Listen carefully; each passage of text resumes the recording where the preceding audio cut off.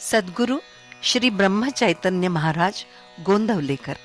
इनका प्रवचन 2 जनवरी। सद्गुरु से ग्रहण किया गया नाम श्रेयस्कर। क्या सद्गुरु से ही नाम ग्रहण करना आवश्यक है, अथवा यह हम अपनी रुचि के अनुसार ग्रहण करें तब भी काम चल सकता है? सत्यतः भगवान का नाम स्वयं सिद्ध है और परिपूर्ण है।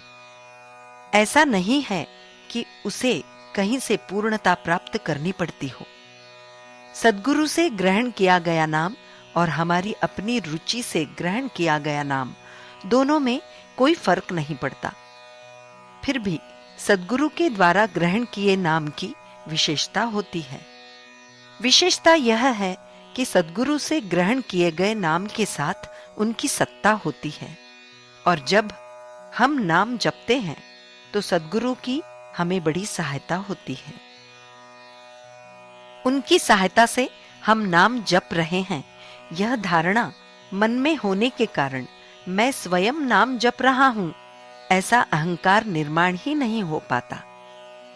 सद्गुरु की आज्ञा का पालन करते करते साधक के मन में नाम जपने की रुचि निर्माण होती है, और समाधान होने तक नाम जपने से उसकी आत्मा को संतोष होता है।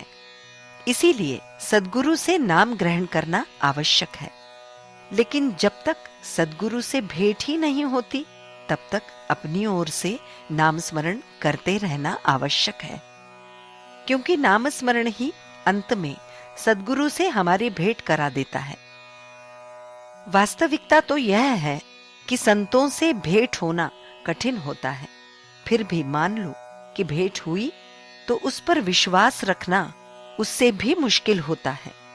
अतः नाम जपना जारी रखना चाहिए। मिस्री की डली रखने पर चींटियों को न्योता नहीं देना पड़ता, वे अपने आप ही उसकी खोज करती हुई चली आती हैं। वैसे ही तुम भी मिस्री बनोगे तो संत तुम्हारे पास दौड़कर चले आएंगे। मिस्री बनो, यानी जो संतों को प्रिय है वही करो।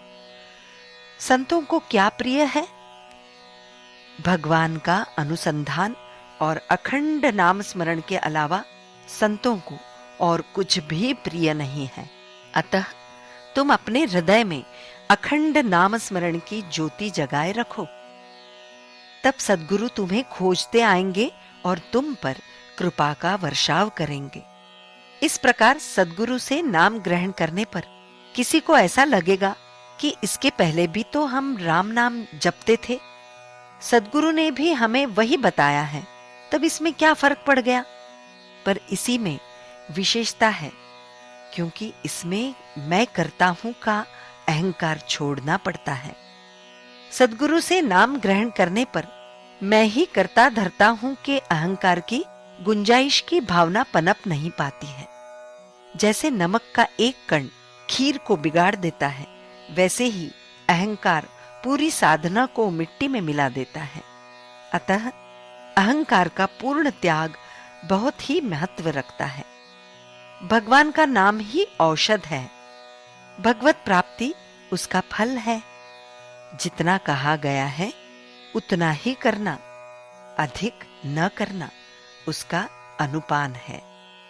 लेकिन दवा बूंद बूंद की मात्रा में ही पेट में जानी चाहिए। साधारण शब्दों का आधार भी जब बड़ा होता है तो भगवत नाम का आधार कितना बड़ा होगा। जानकी जीवन स्मरण जय जय राम।